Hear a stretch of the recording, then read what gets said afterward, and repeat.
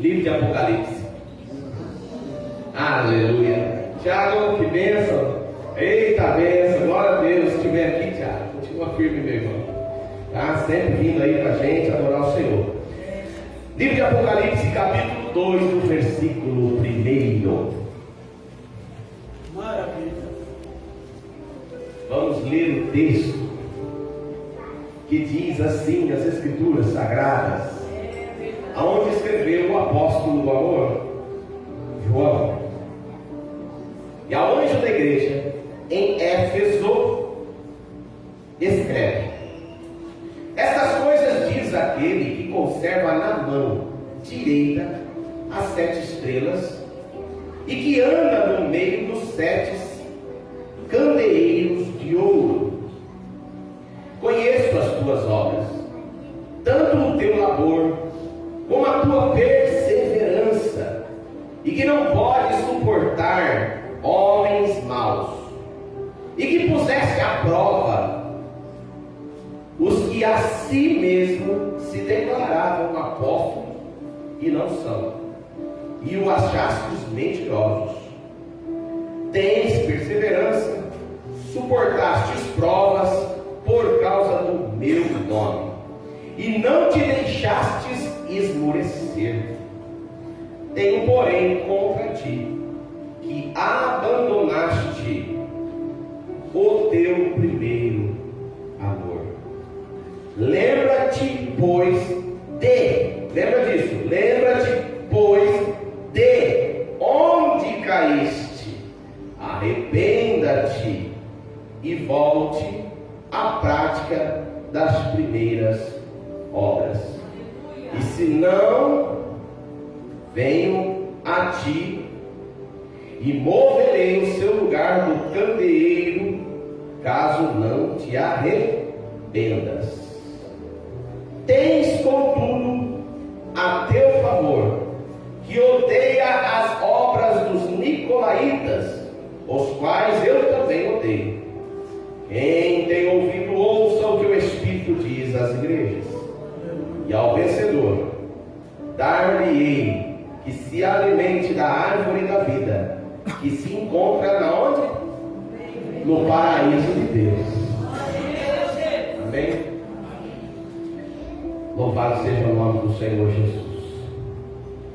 Nós estamos passando por momentos difíceis na política, no mundo, em todas as esferas, em todas as áreas. Os casamentos não estão durando mais, né? Muito divórcio aumentando, até mesmo no meio do povo cristão. As drogas se aumentando cada vez mais, a prostituição cada vez mais, a política está dando um bom trabalho, né? E aí nós ficamos preocupados, querendo arrumar uma solução aqui e ali. Irmãos, tudo isso estava já dito aqui neste livro sagrado, que é a palavra de Deus. Nos últimos dias, né? Tudo isso ia acontecer, o amor ia esfriar, o pecado ia aumentar. Mas existe uma diferença: aquele que ama a Deus, aquele que serve a Deus, aqueles que têm Deus como prioridade nas nossas vidas. Às vezes nós olhamos para o mundo, aí, para a política, e nós ficamos querendo arrumar uma solução, querendo que tal presidente saia, que tal presidente entre, e nós ficamos perdendo a nossa paz e a nossa comunhão, muitas vezes com outro que pensa diferente, aonde nós podíamos ganharmos para Jesus, pensando em arrumar esse mundo. Meu irmão, o mundo jaz no maligno. A nossa esperança e a nossa confiança não está em carros, nem cavalos, nem homens. A nossa confiança está no Senhor, que fez os céus e a terra. Aleluia. Eu vejo que na época em que o povo de Israel estava em desobediência, Deus permitia que um rei ruim entrava no poder e oprimia o povo, e o povo sofria. Aí o povo se rendia a Deus e falava: "Oh meu pai, oh socorre a gente". Aí quando tudo estava muito bem, eles estavam vivendo a pão de ló, aí eles já esfriavam, abandonavam a Deus. E não pense eu e você que somos diferentes daquele povo, porque somos também homens, sujeitos às mesmas paixões. Então, quando as coisas vão muito bem na nossa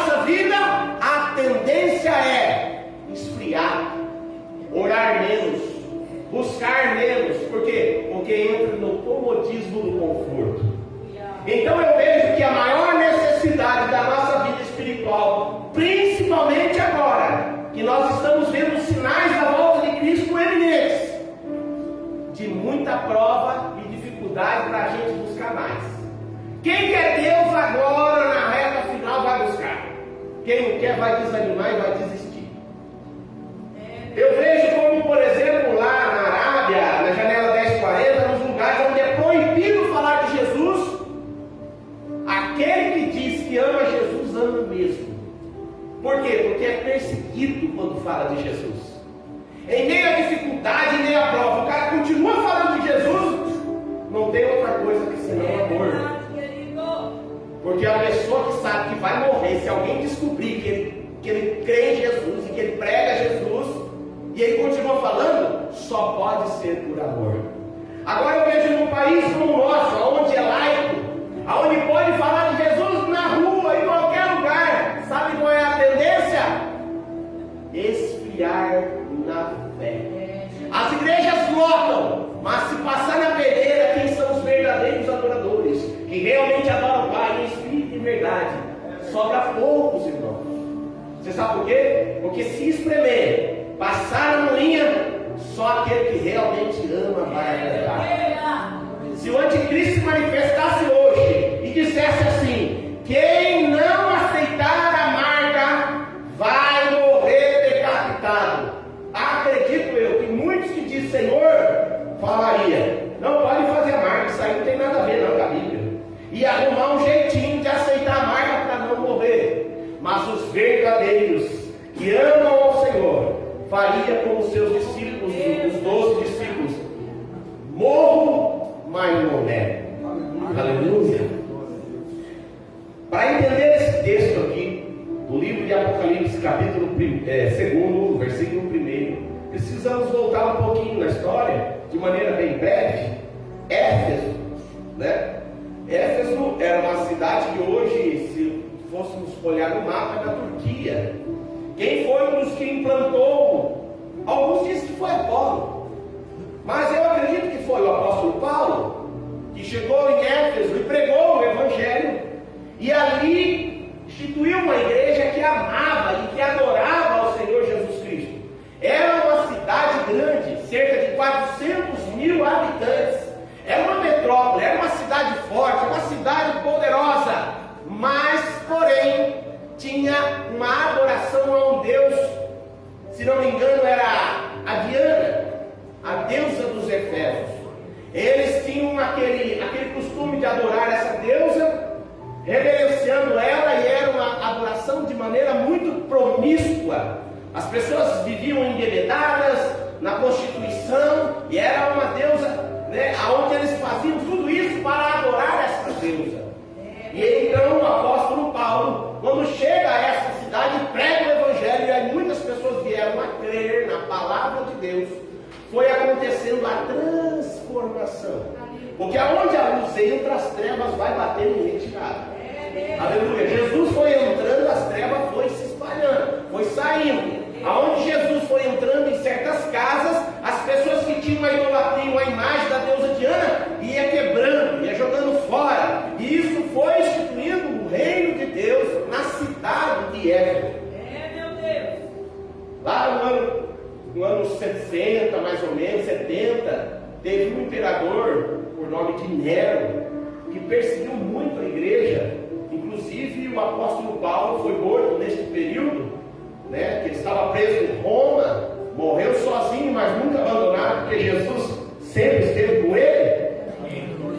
E era um período difícil, porque o próprio Nero, aquele imperador ruim, ele colocou a culpa, ele tacou fogo na cidade e jogou a culpa nos cristãos, né? E aí foi exterminando os cristãos, achando que eles iam acabar com o povo de Deus. Mas o povo de Deus é que nem clara de ovo, quanto mais bate, mais cresce. Aleluia. O povo de Deus, quanto mais perseguição, mais verdadeiro eles ficam, porque aí eles buscam a fonte da vida, e a fonte da vida se manifesta dando autoridade e poder, porque ele disse: o meu poder se aperfeiçoa na tua vida, na tua fraqueza. Quando tudo vai bem, tá bom assim, mas quando você está na prova, meu a conta está chegando, você vai buscar mais. Sabe por quê? Porque você tem que passar no deserto. Porque se não tiver no deserto, esfria, meu irmão, infelizmente. E aqui, nós já estávamos um pouco mais adiante. Já tinha morrido todos os discípulos, com exceção de um que o próprio Jesus disse que ficaria até que ele voltasse. E voltou mesmo para ele. Esse era o discípulo, o único que ficou no dia da crucificação de Jesus. Os demais já tinham ido embora, fugido. Um tinha negado, entregado, o outro tinha negado Jesus e o outro tinha entregue Jesus. E foi se enforcar, acabando caindo lá embaixo do despedadeiro. Agora fica quem? Fica o apóstolo João aos pés da cruz, vendo seu Senhor ser crucificado, sendo um dos últimos a enfrentar esse momento tão difícil. E olha só o que é que acontece. No capítulo 21, no livro do Evangelho de João, quando Jesus está restaurando os seus discípulos, que ele deixa peixe ali na brasa, ele chama os discípulos à parte. O Pedro diz assim: Senhor, Jesus chama ele e fala: Pedro, vamos ter uma conversa em particular. Tu me amas, todos conhecem aquela história. E ele fala: sim, Senhor, eu te amo, por 3 vezes. Depois que Jesus revela para Pedro que se ele amasse, ele tinha que apacentar, o Pedro pergunta: e este aí que está aqui pertinho da gente? Era o João. O que vai acontecer com o futuro de João? Jesus disse: o que te importa, Pedro, se eu quero que ele fique até que eu venha? Em outras palavras, o único que não ia morrer matado, literalmente assim, transpassado com uma espada, seria o João. O que ia durar mais tempo seria esse João. Que ia ter um encontro com Jesus seria esse João. E tudo aquilo que Jesus fala, ele cumpre. Passou-se o tempo, no ano mais ou menos 95 da era cristã, que estava agora o imperador, já não era mais o Nero, era o Domiciano, um homem ruim, um homem mau, terrível, que estava perseguindo a igreja, porque ele instituiu o culto ao imperador. Ele queria ser adorado. E uma coisa que o cristão verdadeiro não faz é adorar outro Deus. Não se prostra diante de uma imagem, não se adora outro Deus, porque o verdadeiro cristão vive aquilo que está escrito na palavra. E aí, por esse motivo, o João, que agora estava pastoreando na cidade de Éfeso, é levado para uma ilha chamada Ilha de Patmos, uma ilha de pedra pequena, perto de Éfeso, mas ao mar, perto ali dessa cidade.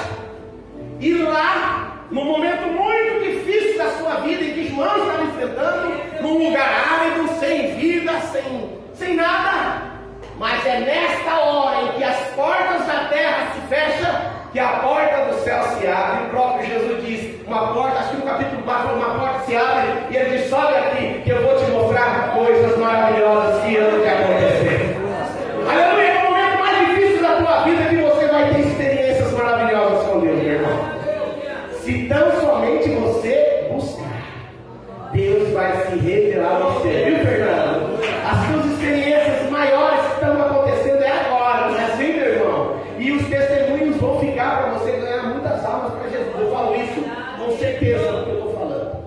Entendeu, meu irmão? Esse vale que você está passando tem um propósito. Eu falo para as pessoas assim: todas as coisas têm um propósito, irmão. Até mesmo quem Deus colocou lá na presidência tem propósito, irmão. Tudo na vida, tudo que acontece tem a mão de Deus. Nunca a terra foge do controle de Deus. O diabo já foi vencido. O diabo já foi derrotado na cruz do Calvário. E na mão do Senhor Jesus que está todo o poder nos céus e também na terra.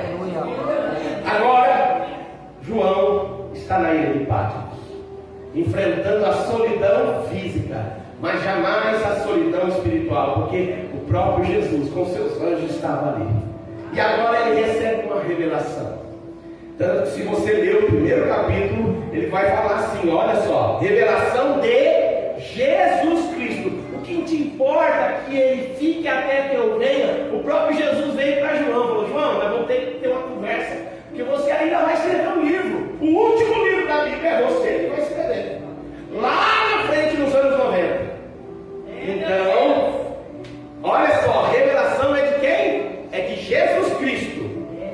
que deu para mostrar aos seus servos. Quem são os servos dele?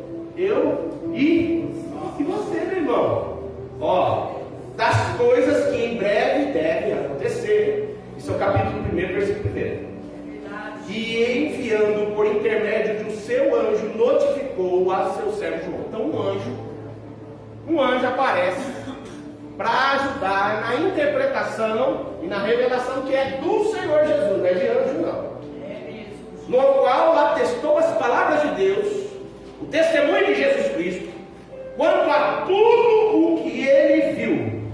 Bem-aventurado aqueles que leem, aqueles que ouvem as palavras da profecia e as guardam, as coisas que nelas estão escritas, pois o tempo está próximo. Aleluia! E aí eu vejo uma revelação muito forte aqui. Olha como Deus é para tratar a sua igreja na face da terra. Ele usou as igrejas da Ásia. Muitos estudiosos usam as igrejas para separar por era e por tempo. Posso interpretar dessa forma? Posso, mas eu não vejo dessa forma. Eu vejo que as 7 igrejas da Ásia Menor simboliza as igrejas espalhadas pelo mundo que chama Jesus de Senhor, que tem Ele como Senhor, mesmo sendo ela fria, morna ou aquecida. Mas as igrejas são de quem? São de Cristo. Só que ele aparece para as 7, dizendo assim, olha só, no primeiro versículo do capítulo 2. E ao anjo da igreja em Éfeso. Que anjo é esse? A gente pensa que é o anjo que mora no céu. Não. O anjo aqui, se você for ler em outros capítulos, vai falar que o anjo é o mensageiro daquele lugar. O homem que instruía o povo que se reunia para adorar a Deus na cidade de Éfeso. Hoje já não é mais dessa forma. Hoje, na igreja, a igreja está espalhada tão de maneira grande, que na cidade de Santa Cruz não reúne só em um lugar. Tem uma aqui que se reúne no bairro da Vila Matias, que tem por nome de Igreja Pentecostal Reunidos de Cristo. Isso é o título, mas a igreja é de Cristo. Se Jesus fosse dar uma carta, ele poderia dizer assim, envie essa carta ao anjo da igreja, pastor Serafim, né? Isso diz aquele que tem o olho que tudo vê, e ele apresenta-se dizendo, eu conheço as tuas obras, entendeu? Em todas as 7 igrejas ele diz, eu conheço as tuas obras. Então eu vejo por aqui que o Senhor, ele não se impressiona com a aparência. O Senhor não se impressiona com a aparência. Eu posso vir aqui, subir aqui e eu falar bonito, mas se eu não tenho intimidade com Deus, ele conhece. Se eu não amo as pessoas de verdade, ele conhece. Porque você conhece a minha vida por fora, o meu jeito que eu chego aqui, mas o meu íntimo e a minha maneira de pensar, a minha maneira de tratar as pessoas verdadeiramente aqui no meu íntimo, só ele conhece. Porque ele tem um olho como chama de fogo, é o olho que tudo vê. Então eu posso enganar vocês, mas ele eu não posso enganar. E aqui a igreja de Éfeso, ele apresenta-se dizendo algumas boas características. Vamos lê-las? Diz assim, ó, e estas coisas diz aquele que conserva na mão direita as 7 estrelas. As 7 estrelas aqui, ó, simboliza os que estão à frente da obra, pregando a palavra. E que anda no meio do candeeiro de ouro. O candeeiro simboliza a igreja. A igreja que precisa da iluminação. Conheça as tuas obras. Primeiro ponto. Tanto o teu labor, o labor, o esforço, a dedicação, a precisão em querer fazer a vontade de Deus. Ele conhece. Essa igreja de Éfeso tinha essa característica. O que mais? Olha o que mais a igreja de Éfeso tinha. Como a sua perseverança. Eles não eram pessoas que desistiam, eles eram perseverantes. Eles não tinham uma saída inicial bonita e no meio do caminho desistia, não. Eles permaneciam, eles corriam atrás, eles faziam aquele esforço todo para que o reino de Deus fosse expandido. A perseverança deste povo era visível para o Senhor. Se ele fosse analisar esta igreja aqui, ele poderia dizer o mesmo. O seu labor e a sua perseverança, aí você vai analisando. As 7 igrejas da Ásia são as características da igreja na face da terra. E você, que faz parte desta igreja, que é invisível, não é a igreja denominacional, por nome de Remidos de Cristo. Eu estou dizendo a igreja de Cristo. Porque na igreja denominacional, Remidos de Cristo, tem quem vai para o inferno, sabia? Sabia que aqui dentro, se a pessoa não crê e não viver a palavra, vai para o inferno, mas está aqui dentro. Onde tem isso na Bíblia, irmão Marquinhos? Jesus disse: vem todo que me diz Senhor, Senhor. Mas Senhor, em teu nome curamos. Senhor, em teu nome fizemos maravilha. Senhor, em teu nome fizemos um monte de coisa. Mas o Senhor lhe dirá abertamente: a parte de mim, maldito, que eu não te conheço. Por essa palavra. Então, dentro da igreja denominacional, tem aquela pessoa que não é a igreja de Cristo. Agora, aquele que de fato é a igreja de Cristo, ela tem um outro sintoma. E aqui nós vamos analisando a nossa conduta. Você vai analisando. Você aí que é a igreja de Cristo. Olha lá. Teu labor, a tua perseverança. E que não pode suportar homens maus. Não suporta. A igreja de Éfeso não aceitava homens maus. Ou é de Cristo ou não é. O verdadeiro evangelho, ou você se parece com Cristo ou não. Cristo é amor. Então nós não podemos aceitar a maldade como uma coisa normal. Não podemos aceitar. Não, aquele lá merece, fez o que não devia, tem que ir para o inferno. Onde tem isso na Bíblia, meu irmão? Nós temos que amar até o nosso inimigo. Amar ao ponto de orar por ele e falar: Senhor, tem misericórdia, salva ele. Tem hora que a gente fica igual o apóstolo Paulo, seu filho do diabo, né? Lembra o Alexandre Latoeiro? Estava se deitando com a madrasta. Algo terrível estava acontecendo na igreja de Corinto. O apóstolo Paulo chega na igreja de Corinto, já tinha alertado o cara, e o cara não largava na prática do pecado. E aí o apóstolo Paulo, né? Seu filho do diabo. Parece que Paulo estava na carne, não parece? Não, mas ele está virado com o pecado, que estava manchando o evangelho, que estava trazendo um mau exemplo para os outros irmãos, que se visse aquela prática ia falar que aquilo era normal. Então Paulo fala que o diabo te consuma a carne, para que no fim da tua morte você se arrependa e ainda seja salvo. Então eu não tenho que desejar que ninguém vá para o inferno. Quem vai para o inferno é aquele que já está lá condenado, o diabo e os anjos caídos. Agora, todo ser que respira, por exceção de animais que é alma vivente, precisa de salvação. E para ter salvação, às vezes precisa de intercessão. E a intercessão é a minha oração e a tua oração, para que o Senhor ouça a nossa voz e faça um milagre naquela vida. Compreende isso, irmãos? Então nós não suportamos homens maus no sentido da prática. Nós não podemos ser coniventes com coisa errada. Essa é a igreja de Éfeso. Que mais? E que puseste à prova os que a si mesmos se declaram apóstolos e não são, e o achaste mentiroso. Na época, né, não tinha os livros escritos como hoje nós temos na mão. Que o cara faz lá uma teologia, mas não tem vida com Deus, mas sabe pregar. Porque ele tem a homilética, hermenêutica, sei lá como é que fala essa palavra estranha. Então ele tem um jeito para pregar. Ele prega bonito, ele convence todo mundo. Aí pro céu, ele não convence ele mesmo está indo para o inferno. Sabe?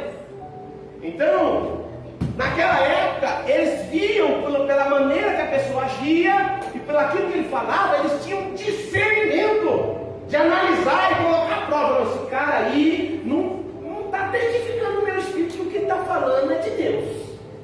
E quando colocava a prova, os irmãos se reuniam e falavam: é mentira o que ele está falando. Não testifica, não é de Deus o que ele está falando. Eles eram assim, esse era o povo de Éfeso. Eles não aceitavam esse evangelho que vem que Deus vai dar casa, Deus vai dar carro, Deus vai dar isso, vai dar aquilo. Oh, meu irmão, no evangelho Jesus não está prometendo isso não. A verdade é essa, irmão. O suor do rosto comerás o pão. Levanta cedo, estuda, vai trabalhar que você vai conquistar. Isso chama lei da semeadura. Aquele que o homem de planta, olhe. Agora existe um evangelho de facilidade que está prometendo um monte de coisa que Jesus não prometeu. Aí a pessoa fica naquela expectativa e naquela esperança de que, ó, Deus usou a boca do profeta ali para falar que vai acontecer isso e isso na minha vida. Mas ele foi consultar na verdade, por a prova o apóstolo que se diz. E aí então cai em frustração. E muitos nessa situação acabam se desviando da verdade, porque fica frustrado com aquela profecia que na verdade é uma profetada, que não acontece. Irmão, a árvore você conhece pelo fruto. Busca a verdade, a profecia verdadeira, a verdadeira revelação está aqui. Aleluia. Eu não sonhei, eu não sou aquele cara cético também, não, que não crê em profecia, não, eu acredito. Eu vi muitos homens de Deus levantar e falar: Deus me mostra assim, assim, assim, e vai acontecer assim na tua vida. Mas todas as profecias que são para a glória de Deus têm que glorificar o Pai, e não as coisas terrenas. Agora, quando a profecia é para coisa terrena, aí eu fico um pouco preocupado. Você entendeu isso? Então tem que pôr a prova mesmo. E essa igreja aqui não é uma igreja que engole qualquer coisa não. Se vier alguém aqui que fala um monte de coisa, mas você vê que não testifica, você sente. Aqui tem um povo de Deus. Aqui tem um povo que realmente quer a palavra de Deus. Aleluia! Vamos ver mais. E diz assim: tens perseverança e suportaste prova por causa do meu nome. Você sabe o que é prova por causa do meu nome? É a pessoa muitas vezes ser humilhado, né? Muitas vezes apanhar, ser xingado, caluniado naquela época, porque acreditava em Jesus. Era até morto porque acreditava em Jesus. No Brasil é muito fácil seguir Jesus, né? Eu falo lá fácil entre aspas, porque eu acho que aqui é até mais difícil. Sabe por quê? Porque aonde a porta é aberta, há muita comodidade, então a gente fica morno. É muito mais fácil de ser vomitado do que ser aceito, se você cair nesse caminho de facilidade. Irmão, quem consegue ser um crente fervoroso no Brasil é verdadeiro cristão também, porque no Brasil tem muita facilidade, né? Pode falar de qualquer religião, né? Não é assim que o Brasil vive? Vamos lá mais. Outra coisa. Perseverante, e por causa do nome dele suportava a prova, e não deixastes esmorecer. Porque tem gente que quando passa uma luta, uma prova, no outro dia ele já não quer, não vou mais nem na igreja. E não vou nem orar, estou magoado com Deus. Não vou nem ler Bíblia. Ó Deus, você sabe o que eu estou passando, não vou nem orar, porque eu estou bravo com o Senhor. Está esmorecendo, sabe? Está dando ainda jogando culpa em Deus. Está pensando em voltar para o passado, voltando para as práticas antigas e esmorecendo. Mas o verdadeiro cristão tem que aguentar. Esta igreja aguentava. Prepara aí, meu irmão, que está chegando mais duro para nós aqui. Aí. Tenho, porém, aqui está o problema. Tenho, porém, contra ti, que abandonaste o teu primeiro amor. Você sabia que tem como você ser um homem fervoroso, de lutar contra as coisas erradas, de não aceitar aquilo que é contra a vontade de Deus, de tudo isso que eu falei aqui, e estar caído do primeiro amor? Porque você entra naquela situação de religiosidade. Então você vem na igreja, você até ora em casa, você até lê a Bíblia, você até evangeliza alguém, mas já não é mais por chama de amor, mas por obrigação. Porque acostumou. Hoje tem culto, eu tenho que ir na igreja. Sabe quando você faz algo porque você tem que ir? O que parece isso? Uma paixão, um amor? É algo maravilhoso? Esse sentimento? Aqui eu vou contar uma parábola e vou finalizar minha pregação. E nós vamos analisar nossa conduta para este ano novo. Este ano de 2025 vai ser novo para nós, sabe quando? Quando nós realmente mudar a nossa mente. Quando a nossa mente for renovada, e quando nós voltarmos à chama do primeiro amor, orar com mais intensidade, não buscar a Deus pelas coisas que Ele dá, mas pelo que Ele é. Mas isso tem que ser verdadeiro. Você vai ver um ano diferenciado. Você pode passar a luta que você for, as pessoas vão olhar para você e vai falar assim: o que esse cara tem? O que essa mulher tem? Que ela passa a luta que for, ela está adorando, ela está exaltando. Sabe o que me faz lembrar? Me faz lembrar, por exemplo, que Daniel, Sadraque, Mesaque e Abednego, que na verdade não são esses os nomes deles, e eles enfrentaram a luta, eles não curvaram seu joelho diante do Nabucodonosor, da estátua, e Deus o abençoou. Nós temos que ser perseverantes como eles, de enfrentar a luta que for e não se render ao pecado. Jesus está dizendo para essa igreja aqui: tenho porém contra ti que, olha lá, deixaste o primeiro amor. Agora olha a forma que ele corrige, a receita que ele dá para curar. Olha só, eu vou contar a parábola daqui a pouco. Lembra-te, versículo 5. Lembra-te, pois, de onde caíste. Não é onde caíste, é de. Não quer dizer que essa igreja estava num patamar. Ela estava numa situação que estava agradando a Deus, numa dimensão que adorava ao Senhor, mas eles caíram daquela situação. Entendeu? Muitas vezes você já experimentou viver esse nível de amor e agora caiu na rotina da religiosidade e esfriou, mas não largou os cultos, não largou os domingos, não largou a sexta-feira, não largou de orar, mas já não tem chama no coração. Você está entendendo o que eu estou dizendo, irmão? Eu estou falando primeiro para mim. Você está achando que eu vou ser um hipócrita de pregar uma coisa que eu também não passo? Irmãos, você sabe uma das coisas que mais esfria o cristão? As preocupações com as coisas desta vida. Quando Jesus vem pregando no Sermão do Monte, ele fala: o que há vez de comer, o que há vez de beber, o que há vez de vestir. Não andeis ansiosos por coisa alguma. O que está acontecendo com a igreja de hoje é muita informação e preocupação. Olha no Facebook do outro, está vivendo um vidão. O crente olha e fala: queria tanto ter essa vida, e aí ele vai em busca do bem material, custe o que custar, e aí vai esfriando na fé. A preocupação com o bem material está matando os cristãos. Não é mesmo? Outra coisa, lembra-te, pois, onde caíste e arrependa-te. Tem gente que não consegue arrepender, tem gente que tem remorso. Isso me faz lembrar de Isaú,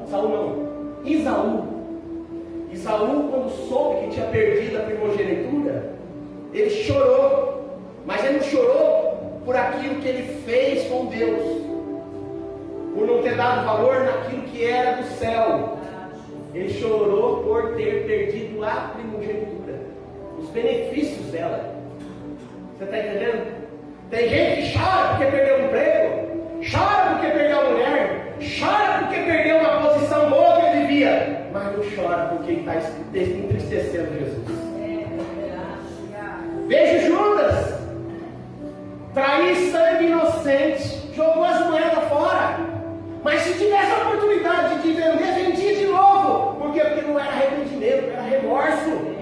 Quando é remorso, não, eu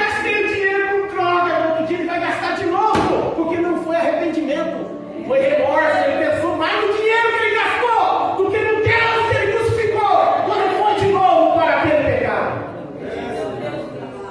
Irmão, nós temos que pensar mais em quem nós estamos ferindo com os nossos pecados, porque a gente está chorando aquilo que perdemos com as nossas atitudes. Ai, perdi meu casamento por quê? Porque eu traí. Mas quando traiu, não perdeu o casamento, estava traindo o próprio Deus quando estava traindo. Não é isso, irmão, nós temos que chorar por causa daquele que morreu por nós naquela cruz. Aleluia! Como Davi, quando caiu em pecado, um homem segundo o coração de Deus, ele se viu naquela situação miserável, ele falou: Senhor, me arranca trono, me arranca tudo, mas não arranca de mim o teu espírito. Meu irmão, eu posso perder carro, casa, tudo, até esposa, filho, como Jó perdeu, mas eu não posso perder a tua presença, Senhor. Aleluia! Meu irmão, não se conforme com este mundo. Vamos adorar o nosso Deus. Ele morreu na cruz, foi no meu e no teu lugar. Aleluia! Aleluia! Nós precisamos chorar as nossas misérias, pensando no que Ele passou no nosso lugar. Aleluia! Maravilhoso Deus! E Ele diz: vocês também odeiam as obras dos nicolaítas. Ele até frisou isso. Eu também odeio. Jesus tem ódio? É uma forma de falar: eu não aceito essa prática. E os nicolaítas, procurei saber, era um povo que introduziu no povo cristão, estudou para ensinar doutrinas heresias no meio do povo, ensinando que podia ficar na prostituição, que não tinha pecado, que podia ter mais de uma esposa, que não tinha pecado, que podia viver uma vida promíscua, que Deus é amor e que Deus vai salvar. E o próprio Deus deixou escrito na sua palavra: sede santo, porque santo é aquele que vos chamou. Irmão, santidade sem a qual ninguém verá ao Senhor. E como é que eu fico santo? Santifica, Senhor, na tua palavra, porque a tua palavra, ela é a verdade. Finalizo aqui contando uma parábola. Tinha duas moças que trabalhavam numa fábrica, pastor, muito amigas. E aí, uma tirou férias para visitar os parentes e a outra ficou trabalhando. Quando a outra voltou da viagem, encontrou com a amiga que tinha ficado trabalhando antes de encontrar-se na fábrica. E aí perguntou: ô minha amiga, vou dar um nome para ela aqui, Ruth. Ô minha amiga Ruth, voltei, que eu fui visitar meus parentes. Como é que você está? Você está trabalhando lá na fábrica? Ela falou: não, eu não estou mais trabalhando. Eu me casei. Ah, é? Quando na verdade a pessoa que se casa às vezes trabalha muito mais do que trabalhar lá na fábrica. Sabia, né, pastor? Vamos analisar a tua esposa. A tua casa fica limpinha se ela não limpar?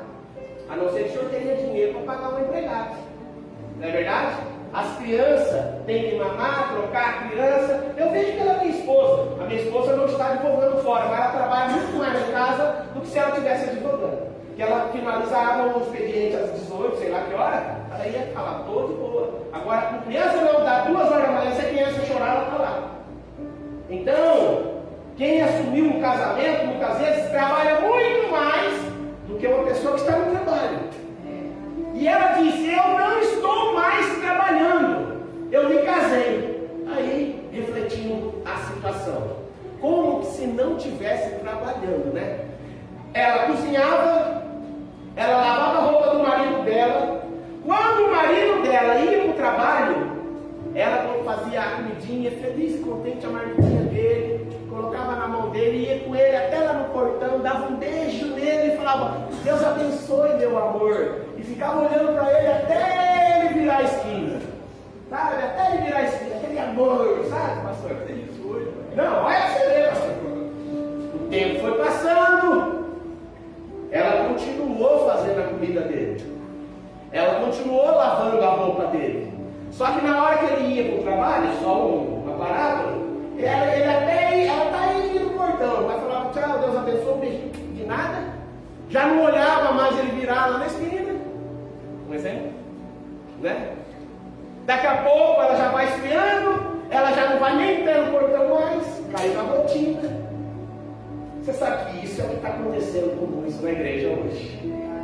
Né? Aquele primeiro amor que ela chama quando encontrou com Jesus, quer falar de Jesus para todo mundo. Quer falar do Deus que salvou ele, está fazendo a obra na vida dele. Falou em jejum, eu vou jejuar. Jejua. Falou em evangelizar, olha, a maior vontade. Tudo tem prazer. Mas o tempo vai passando, já vira rotina. Já ir para a igreja virou um fardo. Eu tenho que ir na igreja hoje, sabe por quê? Porque se eu não for, eu vou espiar e vou para o inferno. Ele não está preocupado em não magoar o Deus que morreu por ele. Ele só está preocupado com ele ir para o inferno. É isso que está acontecendo com as pessoas. Com as pessoas eu me incluo, irmão. Você está achando que tem hora que eu não me vejo numa situação que eu preciso voltar ao primeiro amor? Então a mensagem que o Senhor nos dá hoje. Lembra onde tu caíste, de onde tu caíste, e volte. Você que não jejua mais, irmão, é tão gostoso comer, mas até quem é do mundo fala que jejum é o melhor remédio para a saúde. Até quem é do mundo. Deus deixou o melhor remédio, o crente jejuar para não precisar tomar remédio, mas vive tomando remédio, gastando em farmácia, mas não faz um jejum. Para a glória de Deus, para matar a carne, também passará as doenças do corpo. Ai, ficar sem comer, pelo amor de Deus. Mas Jesus falou que tem que jejuar porque o espírito está pronto, mas a carne é fraca. Jesus falou sobre orar, comunhão com Ele. Aí a pessoa vai lá e reza, fala uma hora, mas tudo aquilo que já falou no dia anterior, igualzinho. É a mesma coisa. Ai, Senhor, obrigado mais um dia, peso da consciência. Ai, me perdoa do meu pecado, peso da consciência. Não adora. Não diz, Senhor, eu tenho um amigo que está preso nas drogas, mas eu quero que ele seja liberto. Jesus, prepara o coração dele que eu vou evangelizar ele. É? Então, que o nosso coração hoje volte ao primeiro amor. Eu vou ser o primeiro que vai vir aqui na frente. Eu sei que eu preciso voltar a esse primeiro amor. Eu sei pregar. Eu sei orar, e eu sei o caminho da igreja, mas eu preciso voltar à chama do poder do Espírito Santo. E eu gostaria que você saísse do teu lugar, você que sente que está precisando ser renovado. Se não der para chegar aqui na frente, você pelo menos fique em pé aí. E eu vou fazer uma oração, vou implorar, vou pedir para o Pai nos fortalecer aqui nessa noite. Tem alguém que precisa ser renovado aqui hoje? Fique em pé, em nome do Senhor Jesus. Aleluia, Jesus. Quem não precisa pode ficar sentado. Oh Jesus querido, que quiser vir à frente, melhor ainda, pode vir. Nós vamos orar. Vou orar. Feche os seus olhos, coloca a sua mão no teu coração e depois você fala um amém no final dessa oração. Pai, Senhor, Pai, quantas atitudes temos tido